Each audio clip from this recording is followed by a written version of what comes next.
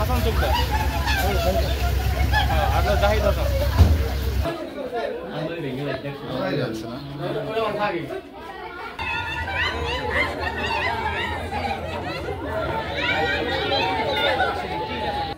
দূরে দিয়ে যান, না ধরে সময় আগে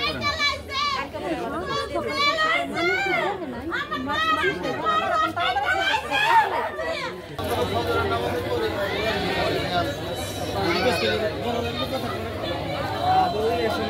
না আপনারা একটা লোক করতে পারবে না, কারণ ওই পাশের লোকজন সরাই দেন, সরাই দিতে রাস্তার বাইরে